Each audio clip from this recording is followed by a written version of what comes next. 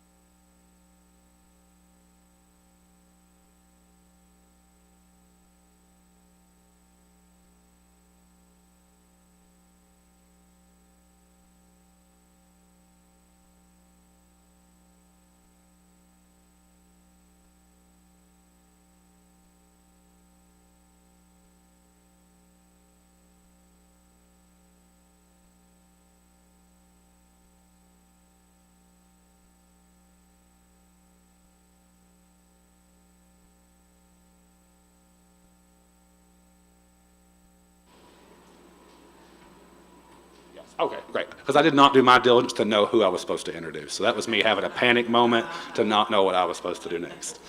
So with that being said, we are very excited that everyone is here for the final evening of the Appalachian Writers Workshop here at Hyman Settlement School for the Wayne Miller James Still Keynote Address. To kick off our evening, I would love to introduce Jim Minnick.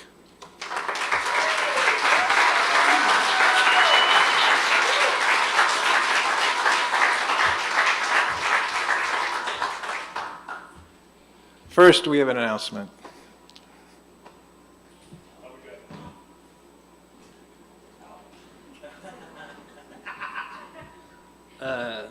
Last night I meant to do this. I got all in the spirit and forgot what I was supposed to be talking about. Gurney Norman, the person that we celebrated his birthday last night, who was one of the early participants or early leaders of this workshop, and also a mentor to many of us and to anybody who take mentoring. He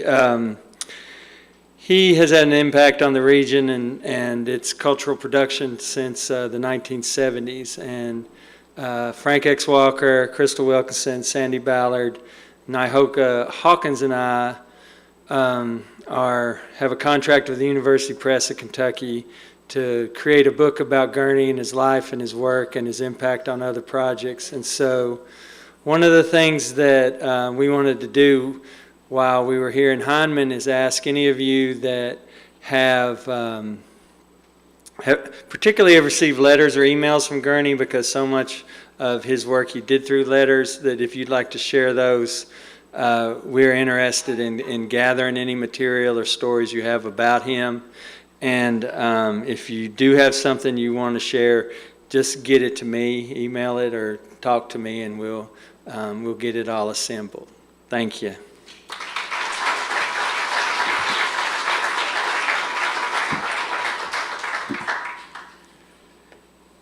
Hello, everybody. It's great to be here. And it's a huge honor to introduce our guest. Ricardo Nazario y Colón serves as a Senior Vice Chancellor for Diversity, Equity, and Inclusion. Let's hear it for DEI. Or DEI. All right.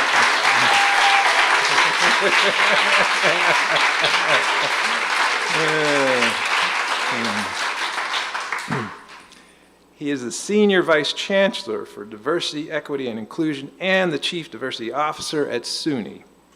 Born in the South Bronx, raised in the highlands of Puerto Rico, he's brought his unique perspective to his various positions for over 30 years, including higher education, business, military, and state government. Most notably, he pioneered the position of Chief Diversity Officer at Western Carolina University, a role he held for 7 years. Dr. Nazario y Colón, his scholarly work is primarily focused on the retention of African American faculty and staff, the role of the role of Black culture centers, the dynamics of multicultural identity development.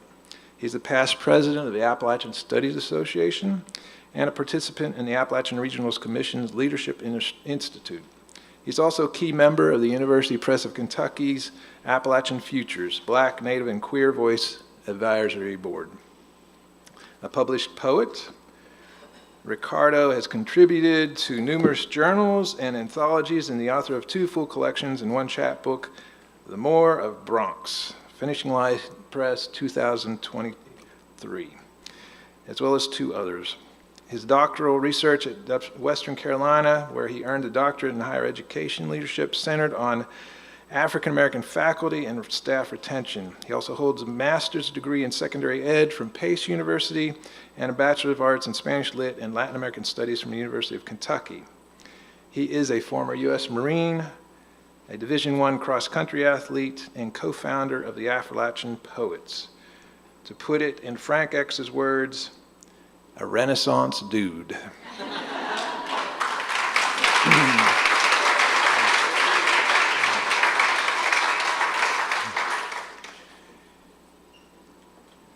Now, the second half. In Song of Myself, Walt Whitman proclaimed, "I contain multitudes." And in so doing, he allowed us to recognize these multitudes in ourselves and each other. We are not just one creature, we are many. Frank X. Walker has built a poetic life and career by exploring these multitudes, by inhabiting the voices of the long dead and bringing them back to life, making sure they are not forgotten. 2 of Walker's earlier collections, called Buffalo Dance and When Winter Come, focus on York, the only Black man to travel with the Lewis and Clark expedition. Then came Isaac Murphy, about America's most celebrated Black jockey.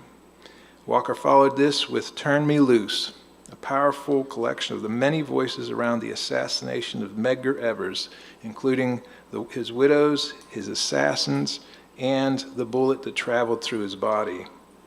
Now, Walker gives us Load in 9 Times, his first collection with a major publisher, and his first about the Black Civil War soldiers and their families. These men joined the Union Army in exchange for their and their families' emancipation. And some of these men and women, Walker discovers, were his ancestors. Load in 9 Times is an incredible collection of voices capturing the horrors of both slavery and war, as well as the many hopes, joys, and resilience of so many.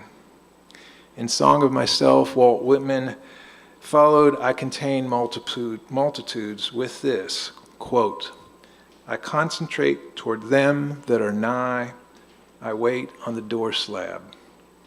By concentrating toward them that are nigh, Frank X. Walker in Load in 9 Times brings the multitudes of our ancestors nigh so that they live on. And by waiting on the door slab, on the threshold, by listening to and sharing these stories, we honor these voices. We ensure the stories carry on, the history remains alive, the voices still speak so that we all remember. Please join me in welcoming my friends, Ricardo and Frank. Thank you.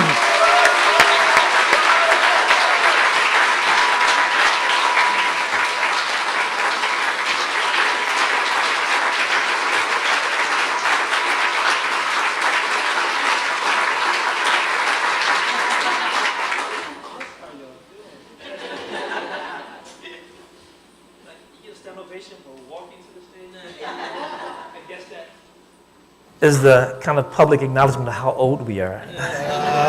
Look what old people did.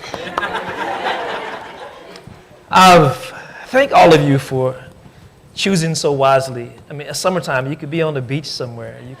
You could be cleaning the basement. But you're here committed to writing, and if this is your first time, it won't be your last. And if you're back for a reason. And like most people who've tasted even one summer here, it's addictive. The kind of community that you're experiencing, the sadness that will creep in tonight as you realize that you're checking out tomorrow. I apologize for bringing it up, but it comes from a good place, and a real place. So I just want to say it's good to be back, to be looking across the room at a photo painting of one of my favorite people in the world, and former students, current students, good friends in the room, and such a celebrated space, which is only heightened because I was invited to speak, and I chose to speak as a condition, if I could do it as a shared conversation with the person of my choice. I don't know this guy, but the other person wasn't available, so. I'm a good stand-in. No, I am grateful to be here, and I'm grateful to Frank, and I'm grateful to Josh, and everybody here who said it was okay for me to come here for the first time. Right? So we took the Mountain Parkway, and I was like, first time here, first time here, first time here. You know, little Puerto Rican flags along the way. Recolonizing. Yes. But you know, it's funny that you talk about what it feels like to be here and the addiction to the place, the people, the things that occur while you're here. And that makes me think about when we got to know each other some 37 years ago. I keep counting. I'm a counter. It was August. I walked past his office. I gave him a look. And then I went down the hallway and asked if there was a member of my organization on campus. And the person said, "Do you know Frank?"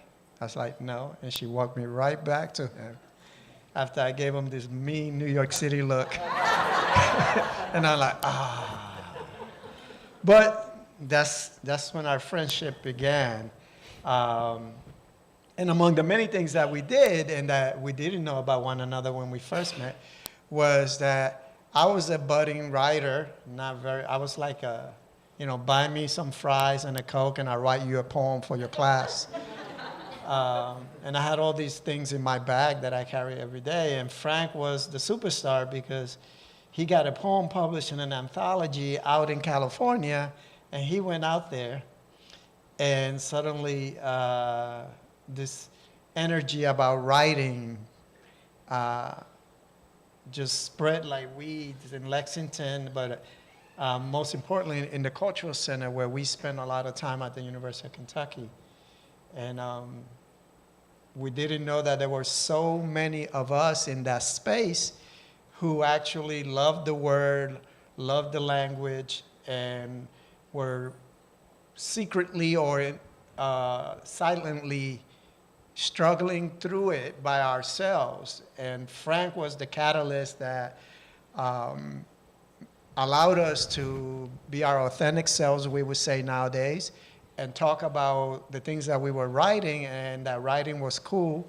And I was sharing with someone earlier today that the legacy or the moments in the elevator, which is well known about our history, where we would go whenever we had a new work of art, we would go into the elevator, 4 or 5 of us, and flip the switch and turn it off. The alarm would go off, facilities would be moving because there was someone stuck in the elevator and we were having a poetry moment. And whoever said, "I have something new," got to read their poem, and then we would flick the elevator back on, and facilities guy was there with their little tool trying to open up the doors, and we would come out and just kind of scatter. And that was how we began to embrace and allow ourselves to be poets and writers. At least that's how I remember it. Yeah, I think maybe 5% of that is true. Yeah. But I like it that. was good, though. I like that version. It was good. I like that version of, yeah, but, I think that, if we're going to go down the Appalachian poet historical walk, we have to give Nikki Finney a lot of that credit. She was actually the energy that, as much as I like to think it was me and the trip out to Cali to read a poem in an anthology, it was UK led by Percival Everett, whose name you've heard if you read books, who was at UK at the time, heard Nikki read at a conference, talked her out of her full-time job as a manager of a Kinko's in California to come as a visiting teacher to UK for a year. 27 years later, she was still there, but she brought the energy of, and I was one of her students. And if you've seen Nikki Finney, you understand the power and magnitude of the attraction to her across genders and age and occupation. She was like a Pied Piper. And if you see, people would actually change directions while walking because she went that way. They were just doing about face and just, well, it must be something important. She's going that way, But I think she gets a lot of credit for the energy and I think the cultural center, because you know about how physical spaces can be a lifeline. The University of Kentucky in the early 80s was not a safe place writ large if you were a person of color. If you were a person outside of the ideal person for whom the university was built. If you were not white and male, you were marginalized, and there was nothing there for you. So the Cultural Center, which was a brand new entity, provided this oasis in the middle of the Student Center, in the middle of campus, and it was like, bees and honey, or bees and flowers, that it just attracted everybody who needed a home base. And that home base just happened to be full of creative people or people looking for creative outlets. And out of that, that kind of mixture, that magic potion, the Appalachian Poets, a group of theater people, message theater, all kinds of individuals looking for a way to express themselves that was also therapeutic, that was also life-sustaining and life-changing, traveled through that space. And I had the good fortune of being, I had the keys to the place. We'll say that. And I appreciate that you mentioned Nikki, because it's, when you get to be a man of a certain age, your memory becomes a memory of a certain age. So it's good to have people that remember things from different perspectives.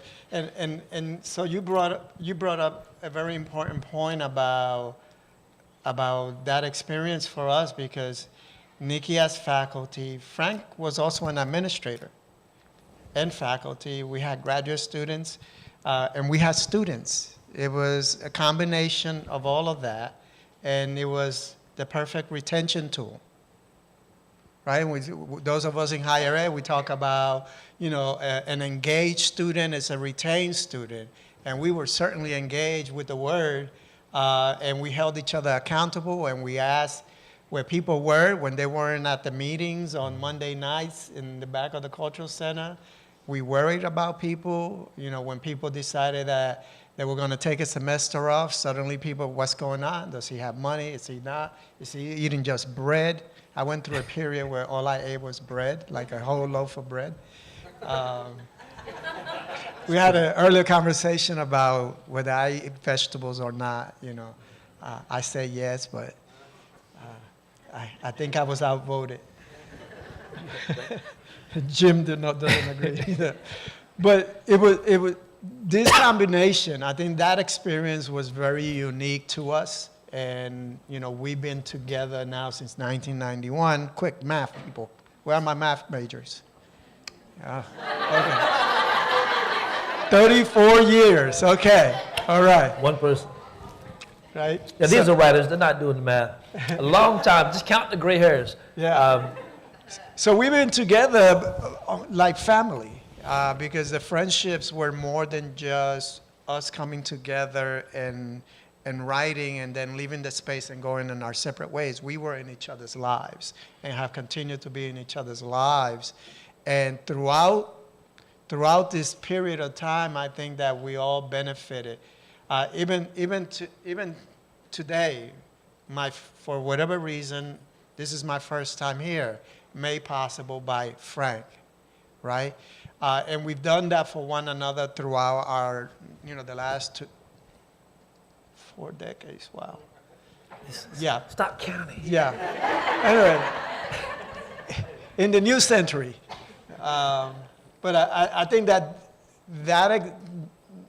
that experience is something that could be duplicated in some other spaces, in some other places, because I think it worked. It worked. Well, I think it's transferable. One of the things that you will appreciate, especially if it's your first time here, and I have the luxury of doing this kind of visit to writing spaces around the country. And the thing that is consistent is people leave having met somebody else. And it's those relationships formed in a space like this that is so central to who you really are. No matter if you're here as a student or a writer or a visitor, at some point on your writing trajectory, but you value writing and the word in the same way, regardless of, I look around the room, I think about 25 years ago, Jim Minnick invited me to his classroom in Radford University. I'd never been to Radford. And I'm thinking, why would I go out to Radford to talk about this book? Who wants to listen? And then I show up and all the students have read the book and they have a jillion questions. And I leave there floating like, it's not just my mom who wants to read this book. This is a big deal. And he kept inviting me and I kept going. I kept showing up. And it started building my confidence to the point where I was looking for other opportunities, Further down the road, Marianne Worthington, invited me to her institution to do a similar thing. In fact, I think I got to do something for the entire campus, What did they call those things? The Palmer Lecture, which was a big deal because I had never given any kind of lecture before, but here I was in front of an entire student body, reading poems, and they were listening. Some of them had been in her classroom and they were making requests. They were ready, and the Q&A part was the best part because they were engaged. And it really helped me understand that even though the poems came through me and it was about my life and those challenges, my personal shit, it stopped belonging to me when it ended up in that book or on that page, and it became other people's grandmother, other people's divorce, other people's way out of a situation or way, they were maps, they were roadmaps for people. And that helped me decide to teach when I had our first opportunity, because I went into administration first, then came around and decided that I wanted more time to write, and the best way to do that was to teach and write, because you get summers off, I thought. But it's summer and I'm here teaching again, so I got tricked. How did you get tricked? I've been an administrator. I tried teaching middle school. The devil's children. It's true. The people who teach middle school are angels. And only angels can teach middle school. The devil's children. But no, I like to talk about the importance of the community, because not just the group, but the opportunities that we had to travel in the region and get to know people. I think that one year we took spring break, we all came from all over the country. We were scattered, and we came to Lexington, and we had, it was 7 cities in 7 days. We started more. 9 readings, 9 readings. 7 cities, 7 days. Yeah, and we went all the way to Ferrum, Virginia.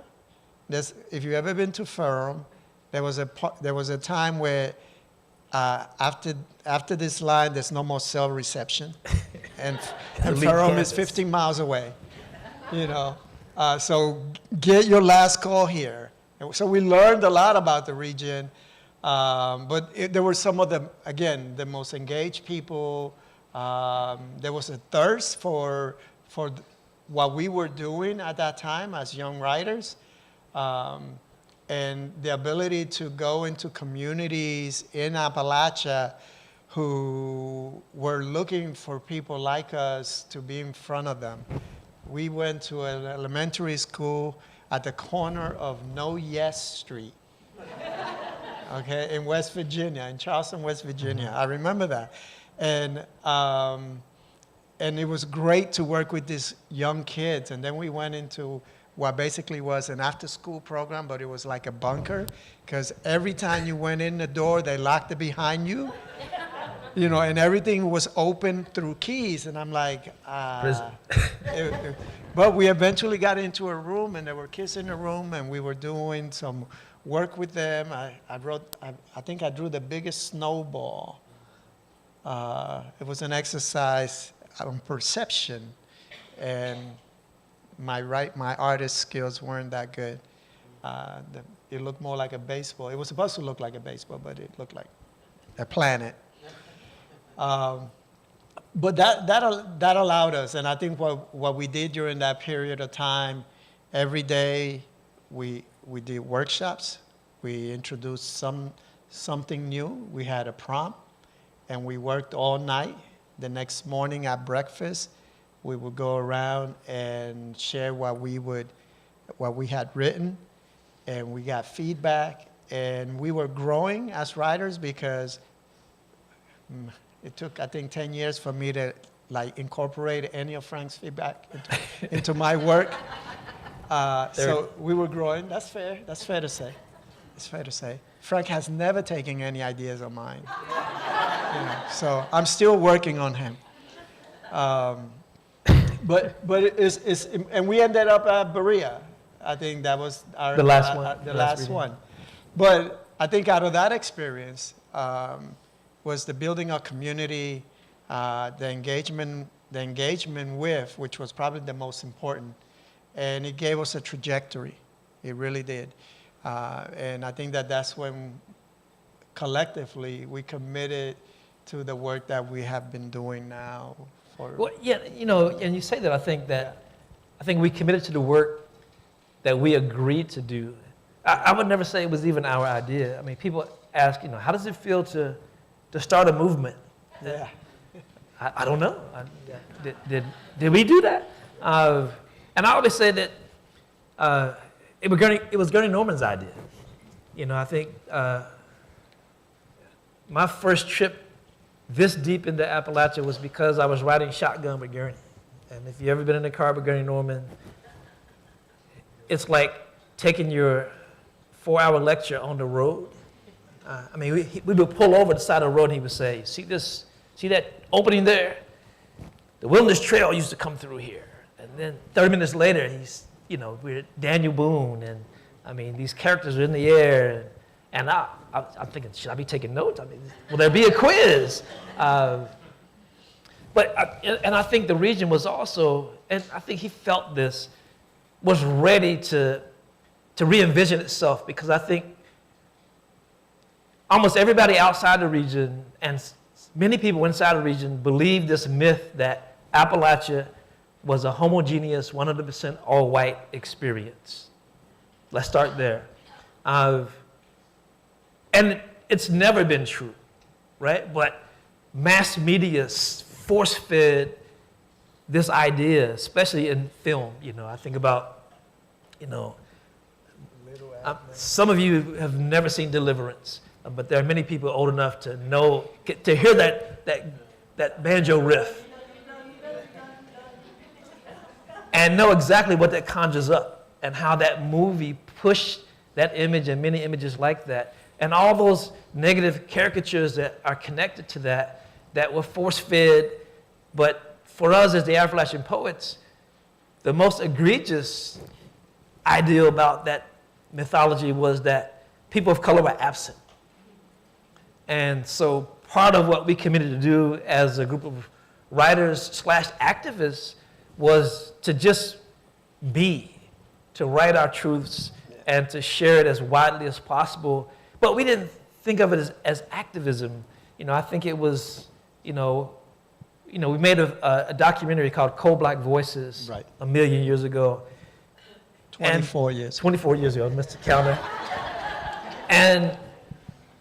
And it was fun to make, and it was, challenging. And then we watched it as an audience and said, oh, that's what we're about. It was almost this flip version of you've been inside the bubble and then stepping out and then taking another look. And I think then it took another decade to appreciate, what we were building. And then we started to try to document that and preserve it and take care of it. And then pass it on. Because initially, Right. We were like, it's just us, and we're going to die, the 11 of us, and take it with us. But No, I agree. And so you were talking about what we were doing in the absence of people. We committed to making the invisible visible, right? We knew that people were absent, that stories were not being shared beyond, certain locales or regions, and we wanted to bring light to that. So from that moment, I at least from my perspective, there was an intentionality to everything that we did. We're happy to come out and do a reading, but there were times when we said, well, who's going to be in the audience? And can you make sure that these groups, that students get invited, that if you have a Black Student Union, invite the students. Because we knew these things existed on campus, but sometimes, you go into a room, I think we were at Virginia Tech, and someone was talking to us about, well, I don't see Black people on the trails, and we were like, well, some of us go, but some of us don't, and we had a great dialogue in that space about the reasons why and why not. So that commitment was really important for us. I'm sorry, I feel like I'm ignoring those folks. Yeah, and it worked both ways. I remember at Ferrum, after the first trip at Ferrum, I remember looking at the audience, and it was 100% white. And I asked a question. I said, I saw some Black students in the cafeteria earlier. Where are they? Were they on the football team? All of them? Yeah. Like all the Black students at Ferrum that first year were either baseball players or football players. I said, if we come back, they have to be in the room.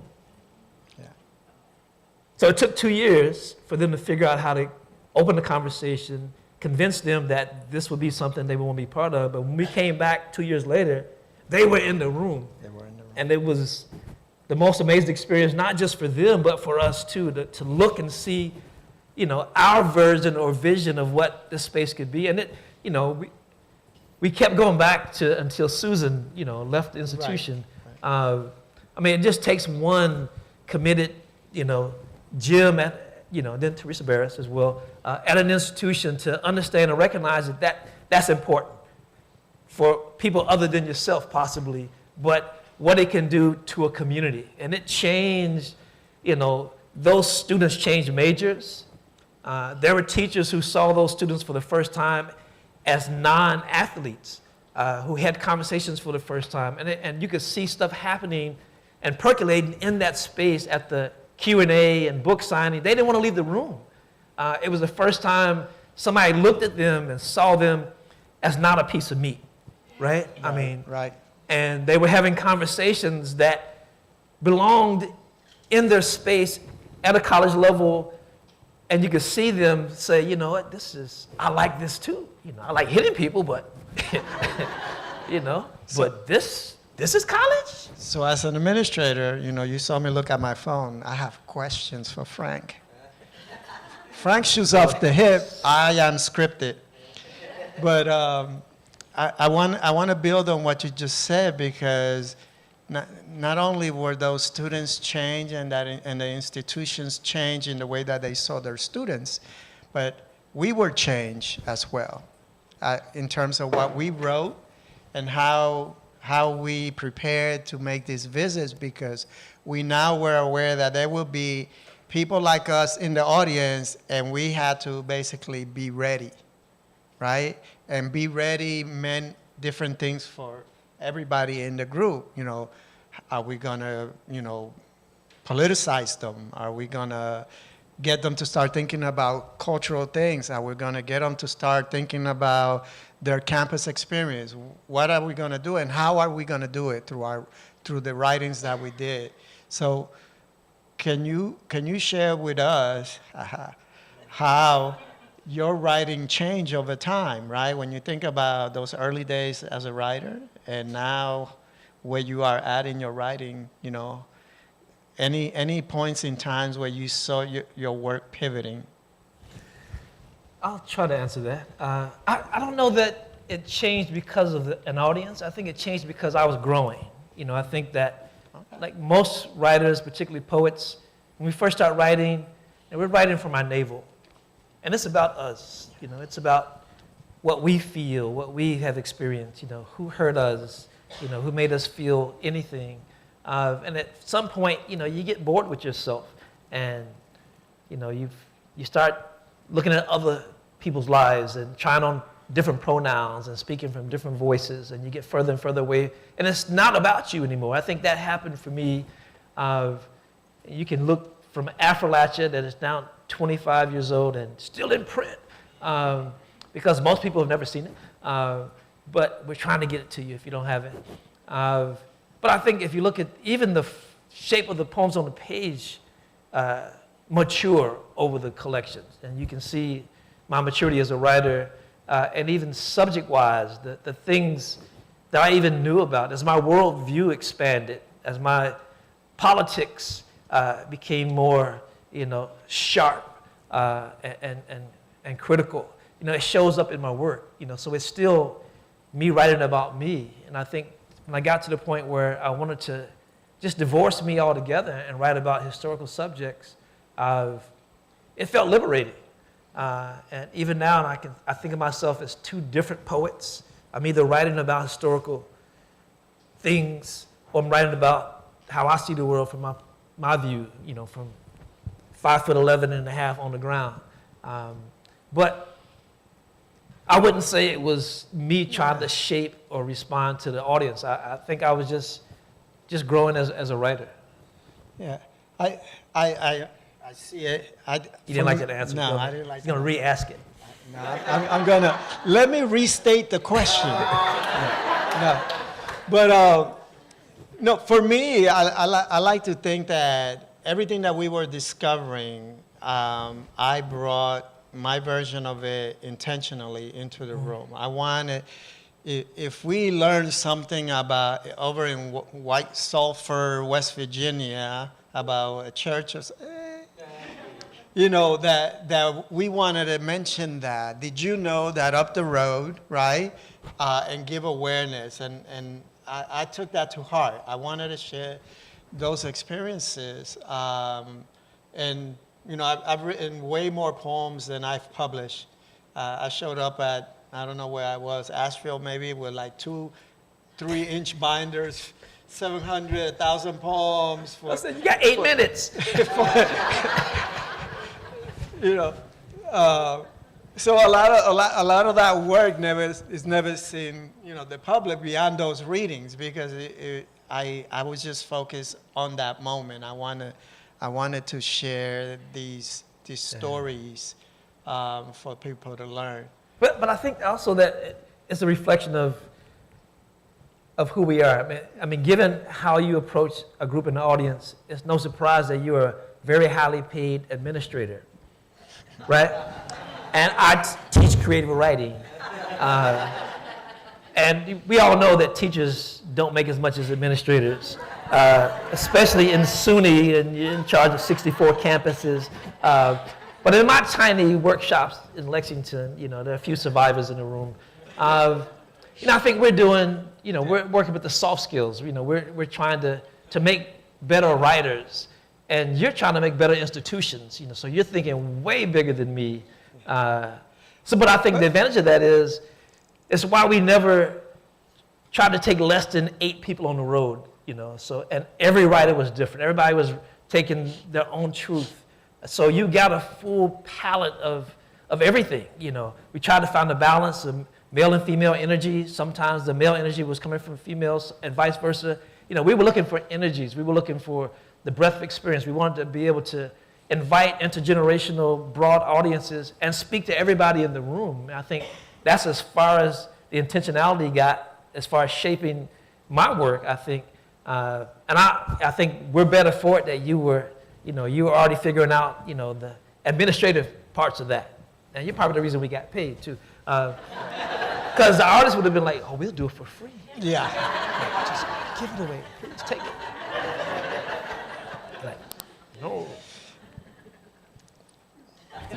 Kevin. Silence. No. Question for you. For you. Go ahead. I think about not just how resistant over the years you've been to taking criticism and critiques from other people in circles, but could you talk about how your subject matter, the things you chose to write about however many years ago that was, and the things you're writing now, what's the difference between, Ricardo's work 30 years ago, and if I read your newest poem today, how would I know the difference? There's no can of gasoline in today's poem. Right, so I wanted to burn everything down, MDKs everywhere. I must interject for a second. My favorite early poem of his was called Kill the Landlord.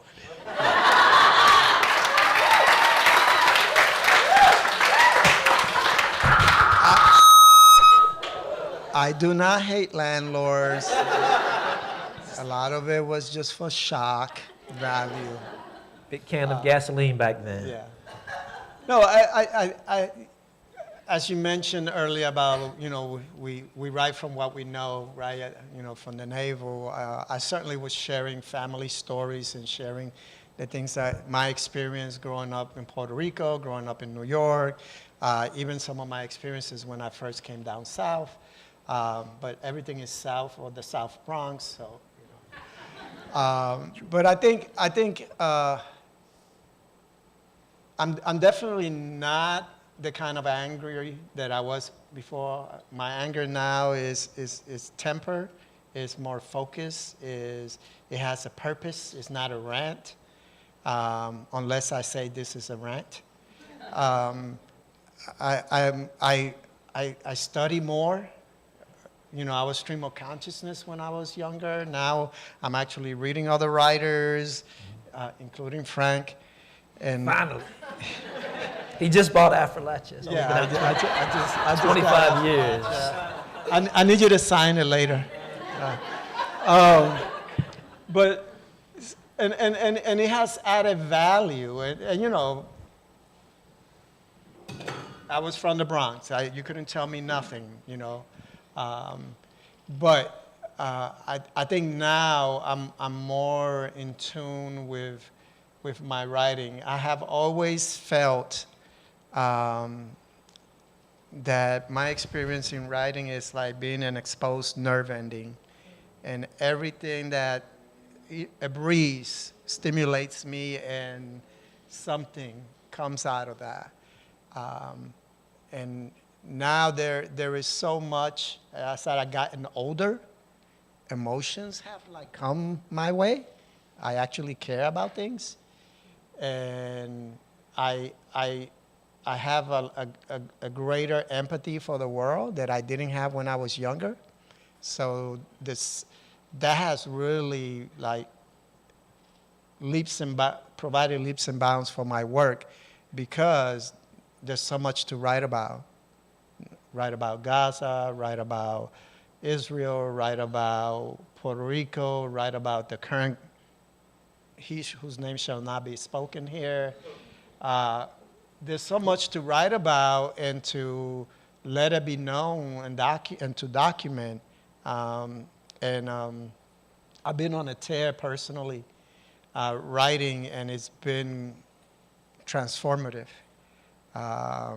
It's sort of like when you need that good cry, and you let it all out. I'm in that moment right now. I'm crying all over the place, and I hope I keep doing it because. It's been good for your work too. I think that other than, that was a great commercial for the power therapy.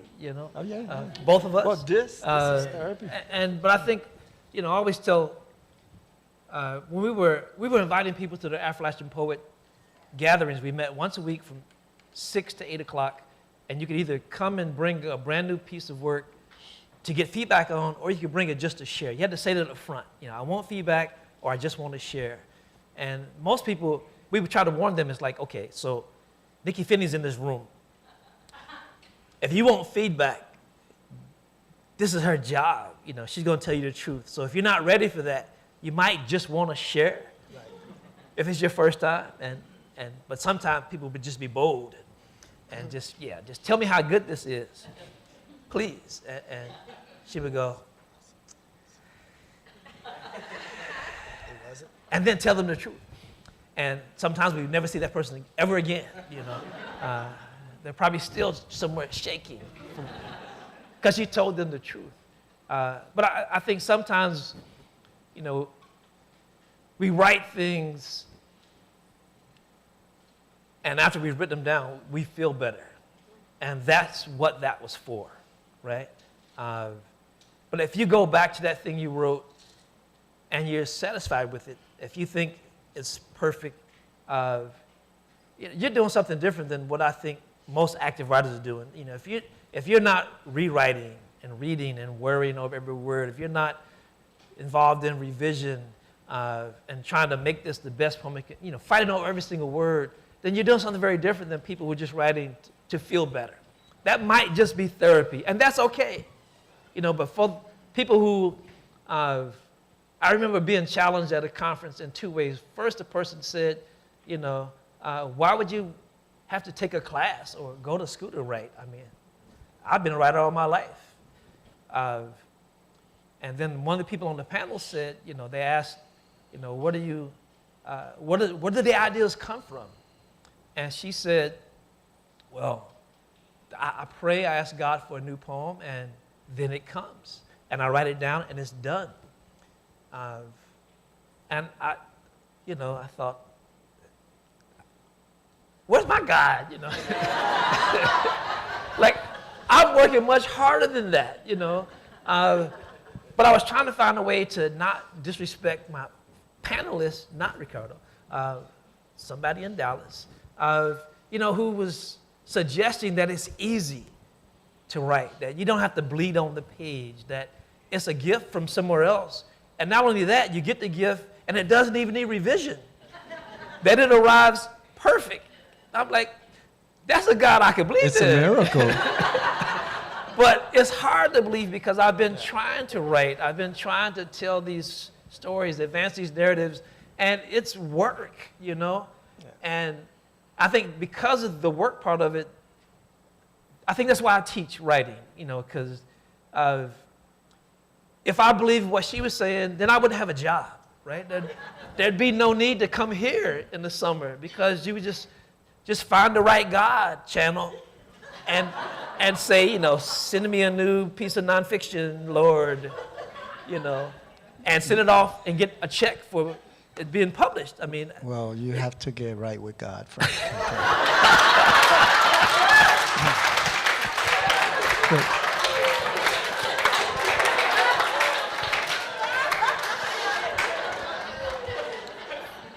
You keeping score, Jim? 1-0, Ricardo. All right. No. That was good, touche. So let me ask you this. And I'll answer the same question. But what do you feel is of all the many things we've done as a collective, as individuals, what are you most proud of in this 34-year journey? Finding, I won't say young, finding writers throughout the region who are unattached and giving them a family.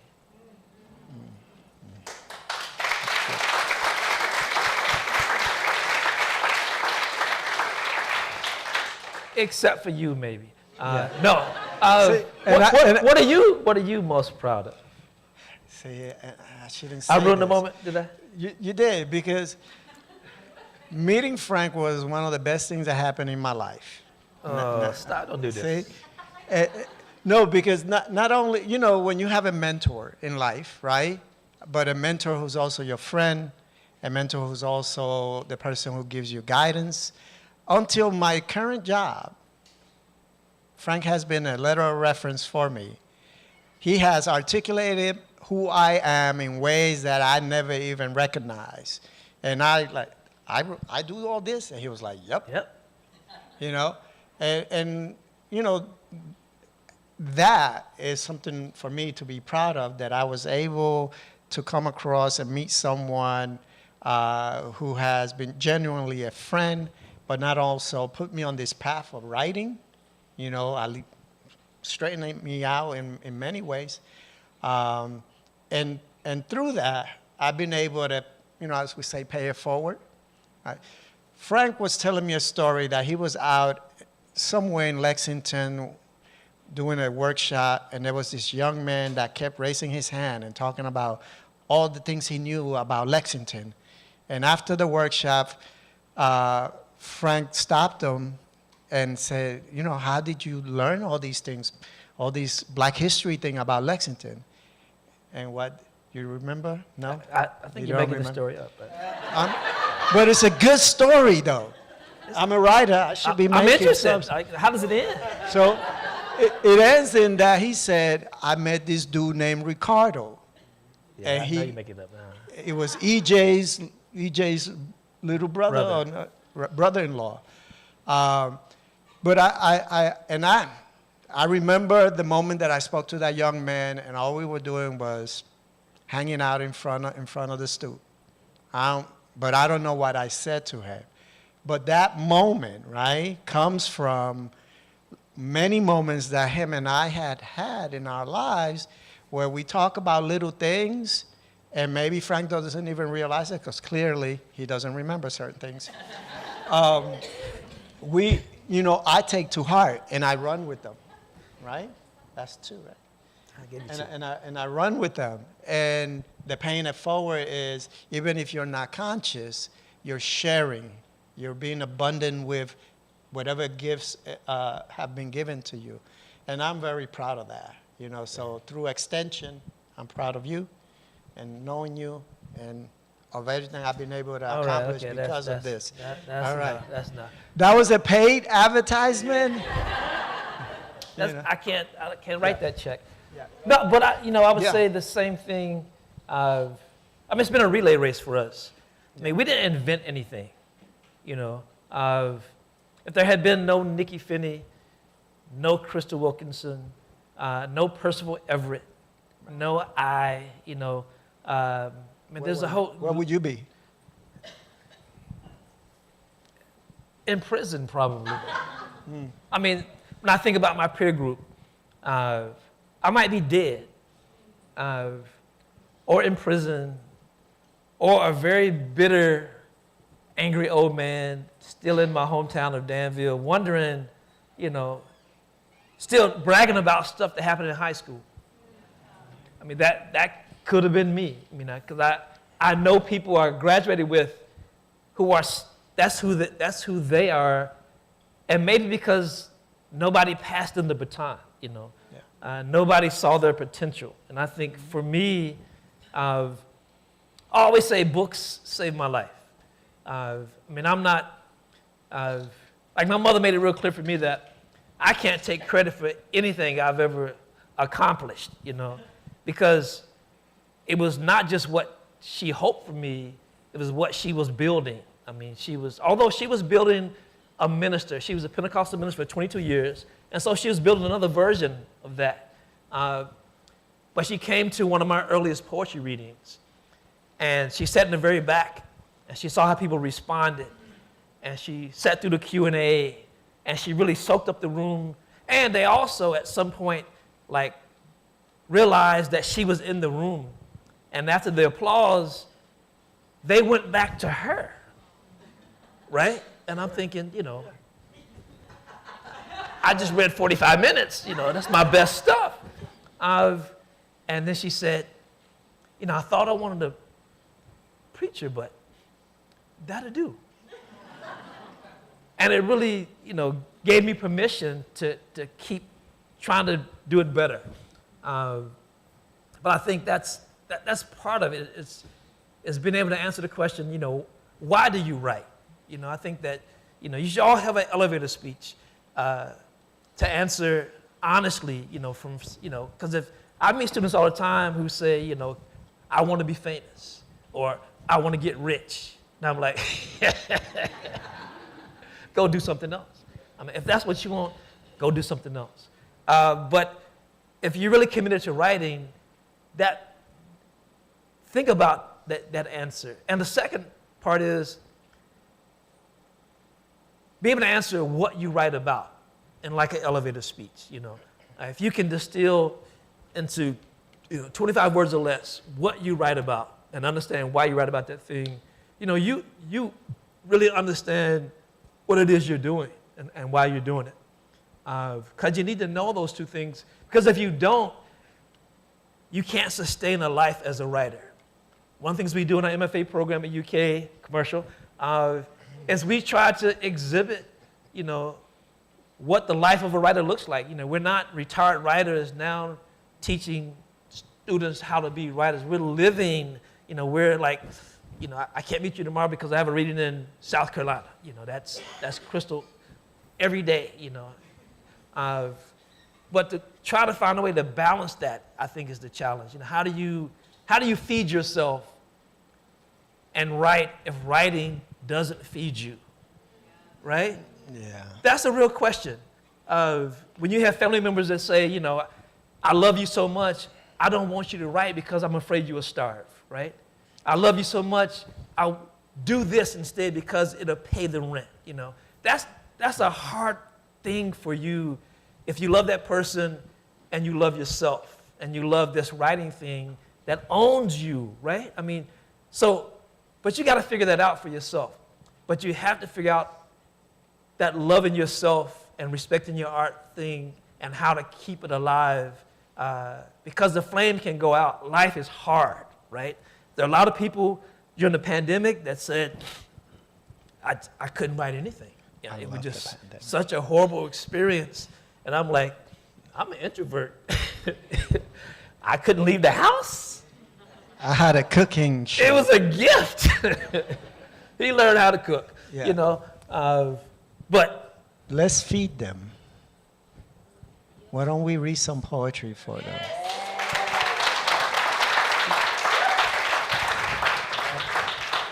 what you got? You got Kill the Landlord? That's retired. It was laced with profanity. You're a young Yeah, parent now, so yeah, you shouldn't yeah. be reading that many MFs in a poem. What are you going to read? Give us some context. A love poem for West Virginia gals.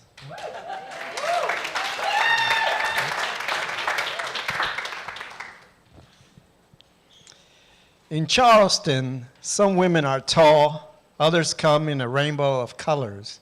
They speak sensitively as if they carry a yellow canary in their lungs. Their love requires no assembly, just follow the simple directions to their heart. A pickaxe in the trunk of their car lets Jaspers know nothing gets pushed over except the coal on their lips. They take their bourbon straight and without a blink. In the office or at a Sweetwater campground with pen or paper or a rope in their hand.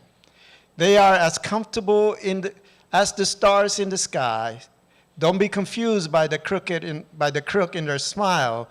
You might feel the snap of their bite if your hand don't come off their hips.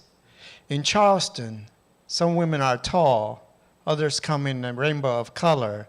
They speak sensitively as if they carry a yellow canary in their lungs.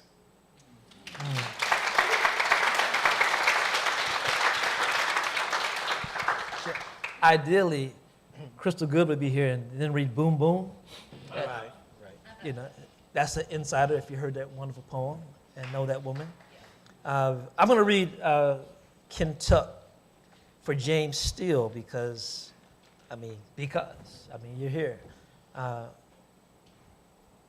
Kentuck, once bloody ground, hunting Eden for native tongues, apologetically eliminating buffalo for sustenance, not sport or profit or pleasure, uncommon wealth, repopulated with immigrants and freedmen who discovered black lung was as indiscriminate as calluses and hunger. You remain north and south, interstate highways, your crucifix, blessing yourself with 64 and I-75. You have derbied and dribbled yourself a place in the world that will not let you forget you corrupted basketball. Your cash crop causes cancer, and the run for the roses is only 2 minutes long. Kentucky, beautiful, ugly cousin, I too am of these hills. My folks have cornrowed tobacco, laid track, strip mine, worship and whiskey from Harlan to Maysville, Old Dunbar to Central. Our Whitney Youngs and May Street kids cut their teeth on bourbon balls. And though conspicuously absent from Millionaire's Row, we have Isaac Murphy'd our way down the backstretch. Cassius Clayed our names in cement. We are the amen in Church Hill Downs, the mint in the julep. We put the heat in the hot brown and gave it color. Indeed, some of the bluegrass is black.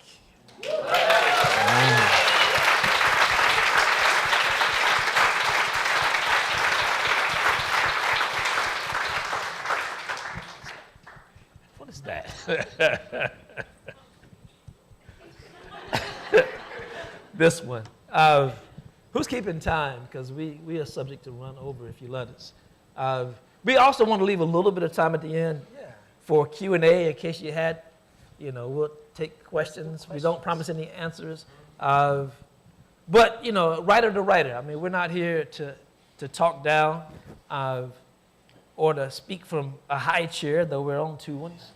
Two ones. That sounds like my mama speaking. You know what that means. But let's do some questions. Let's make an exchange. Yes. Marianne. For Brian, you said earlier there are two kinds of poets, and one of those is always writing about history. But when you write about history, you almost always do it in voice, in persona.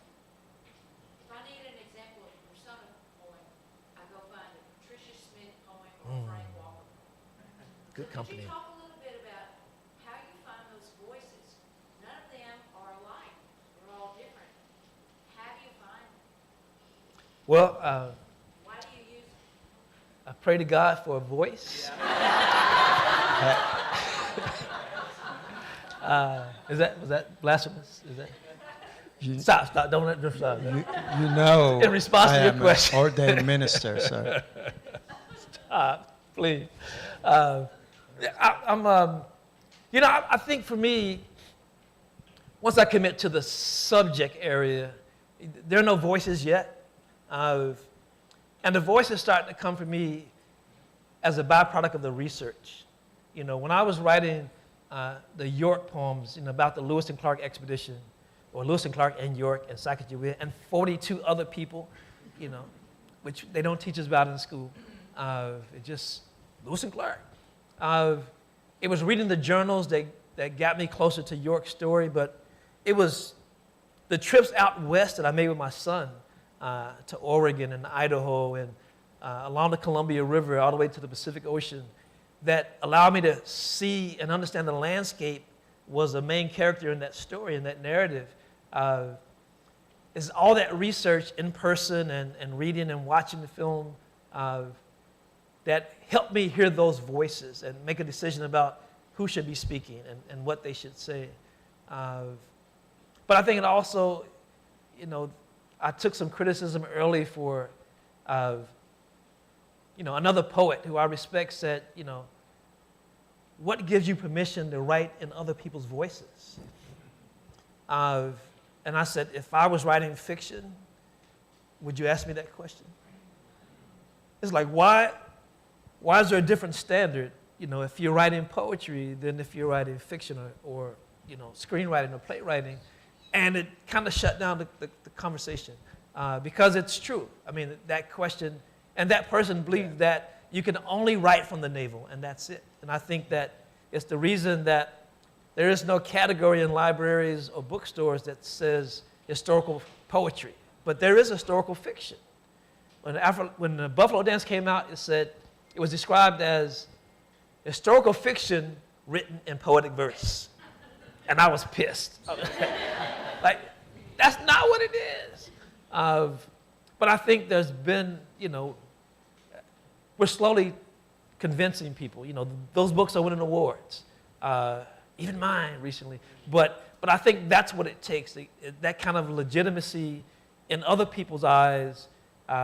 And my students are challenged to write in other voices. We do everything to give them the tools to succeed, and then dare them to do it better.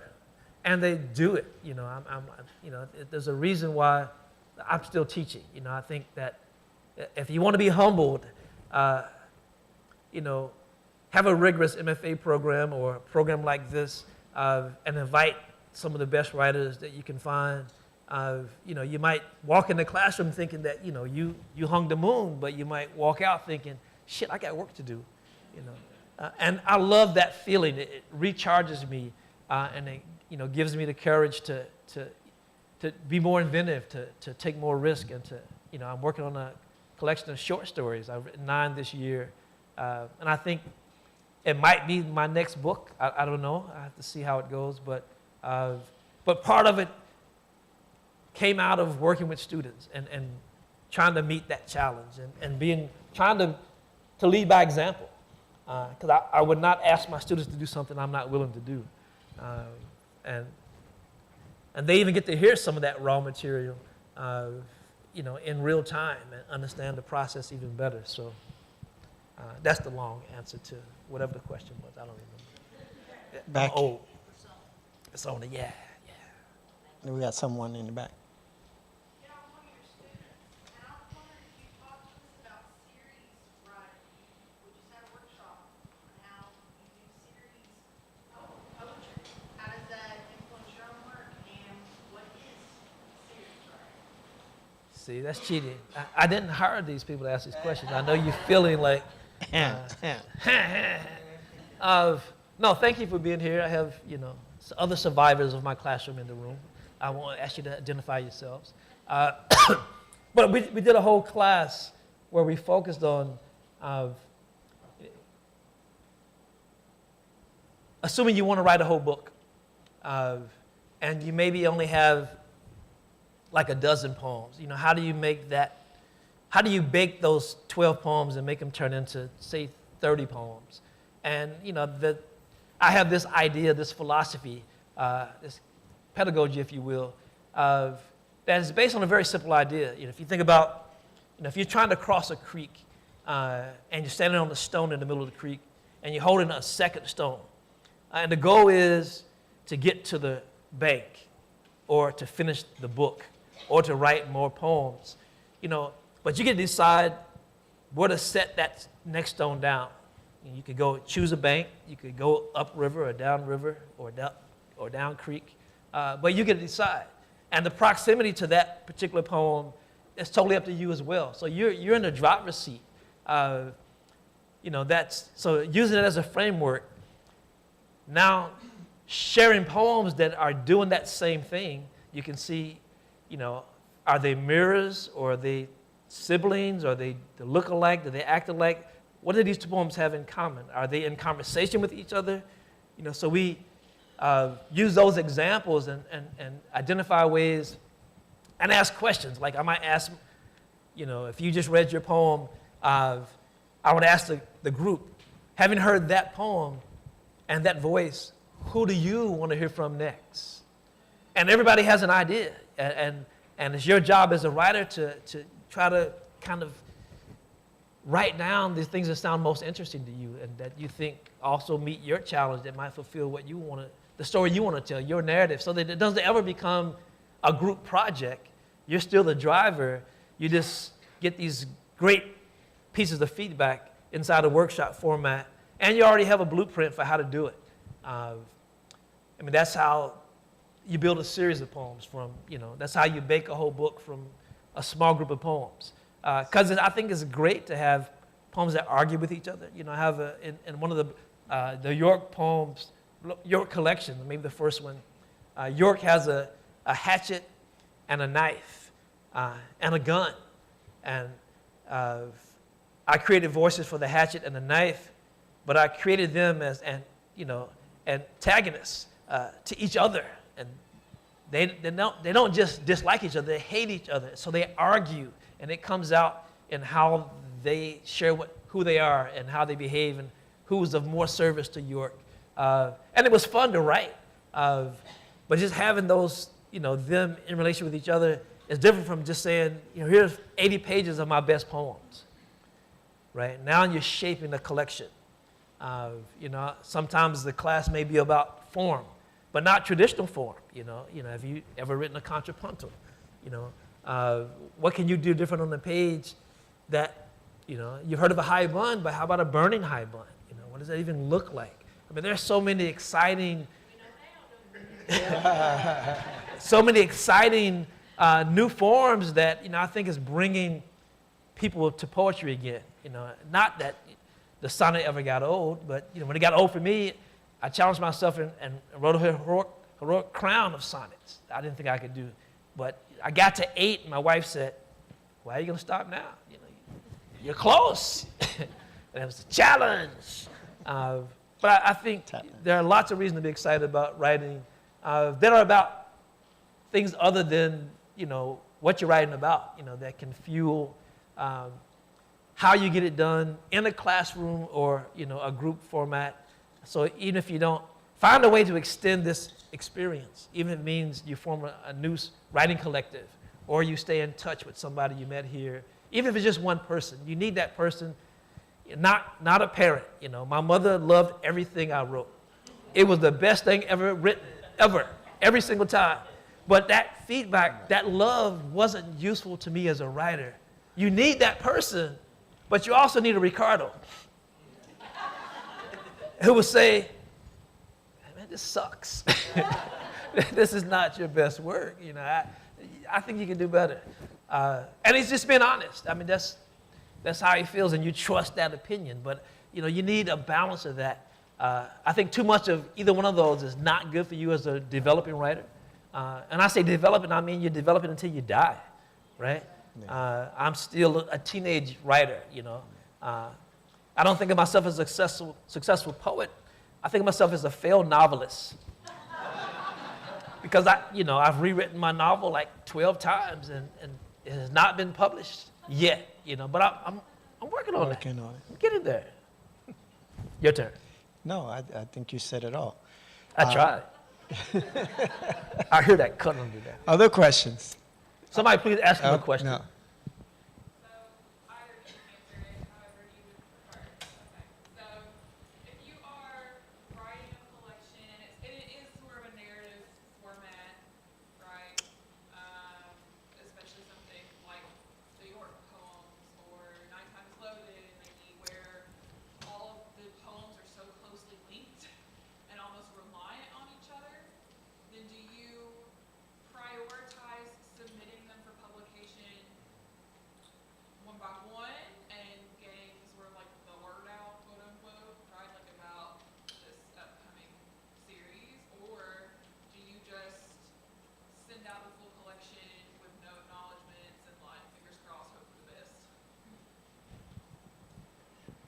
That sounds like Orfeito.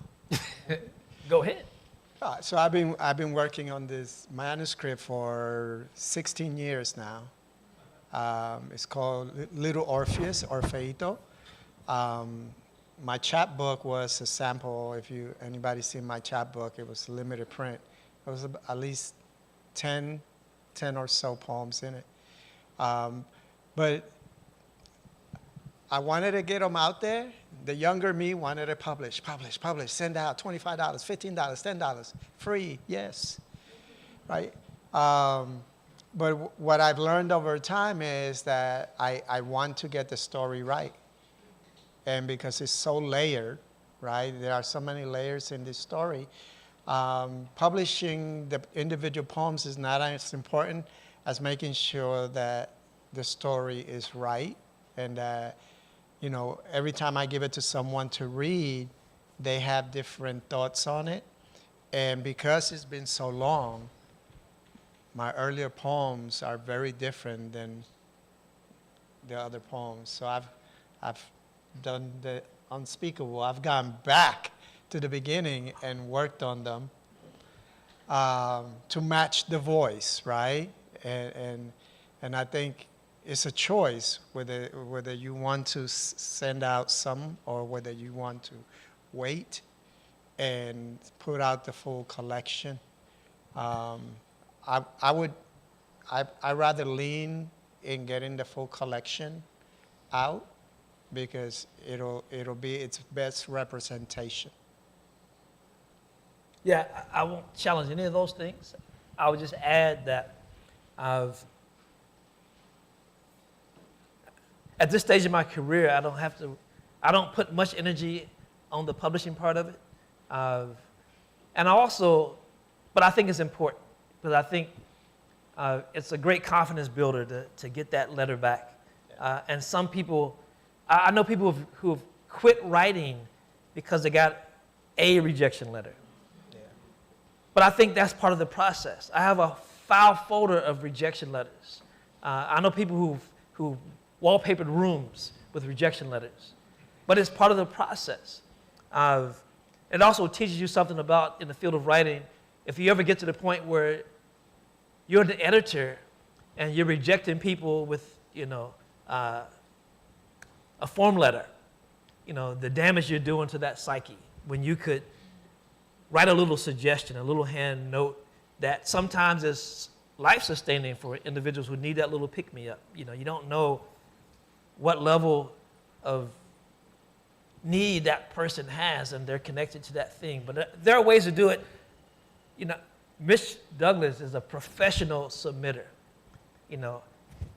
He submits once a month to 10 different places year-round.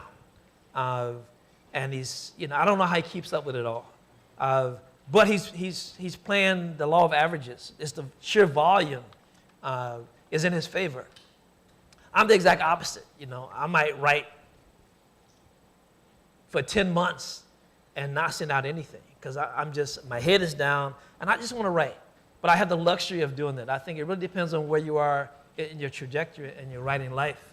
I love the fact that I can write at a pace that is not governed by needing to feed my kids or keep the lights on or pay the mortgage, right? They're not tied together. That's why I teach.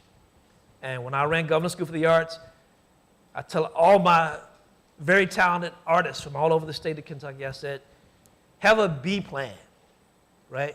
Because you can write, you can make music, you can make art the rest of your life, all right? But you also need a B plan because you may find yourself, with an unfinished novel and a bill to pay, and that unfinished novel is not going to pay the bill.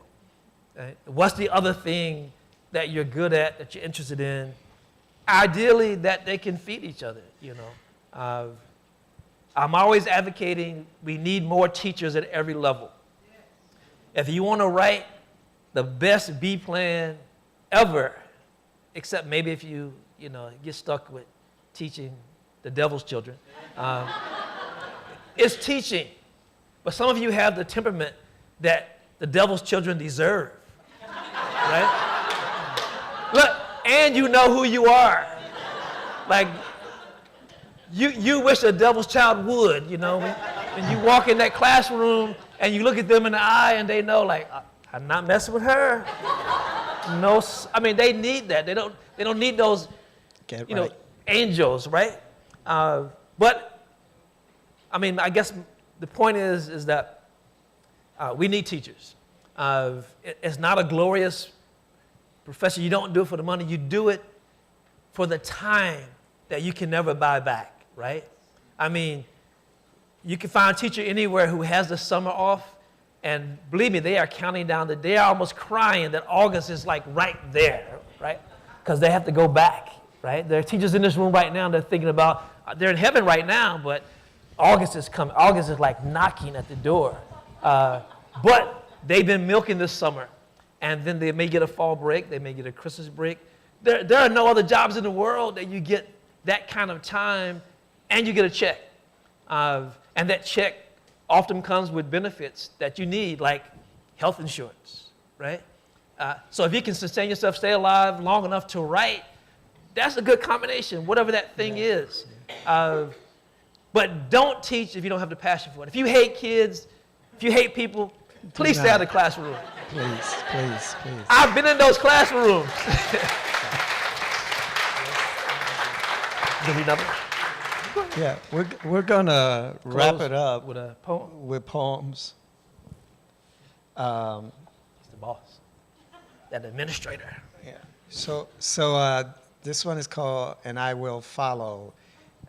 It's a father poem for a father who's not around.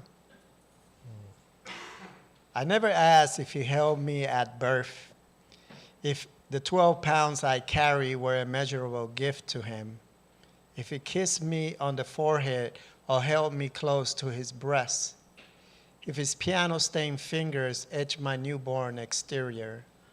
Did he smile like men of his time, half crooked and belly full? Were they Cohibas or Montecristos? Did he wire news overseas? El bebé is male, stop. Pesa 12 libras, stop. No te preocupes, stop. Este salió blanco, stop. Did he carry your luggage when you boarded Pan Am? How are these answers going to make him my father?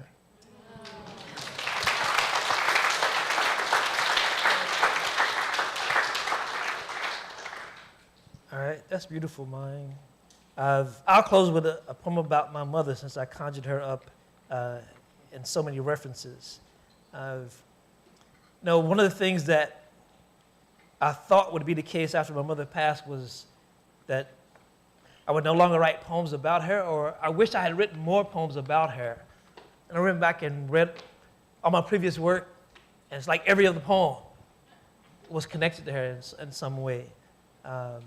So let me find Healer. Church mother, Yoruba high priestess, Nandi to the Zulu, Pentecostal scripture quoting, holy water sprinkling, talking in tongues, wearing white. You studied nursing to learn to disguise your own ancient ways. Your knowing hands have prepared birth canals, tied umbilical cords, closed eyelids. You see the storm before the crickets. Your skin crawls when evil lurks. You closed your fertile gates long ago to keep a more vigilant watch over them that came, over them that were sent to your shade tree, your front porch, your holy place. I saw you step inside the weak, inside the innocent, touch their pain and shout it out. I saw you anointed with olive oil, full of the Holy Spirit, reach down deep and rebuild backbones, close holes in hearts, rescue lost smiles and souls. When you said, go, I went. When you said, do the right thing, I gave the child my name, no questions asked. Now you say, read Ecclesiastes and weigh my own struggles. Study King Solomon and know real wisdom. You said, this is just the beginning. So I'm making room in my hope chest and saving energy, believing in your knowing and praying ways. Thank you.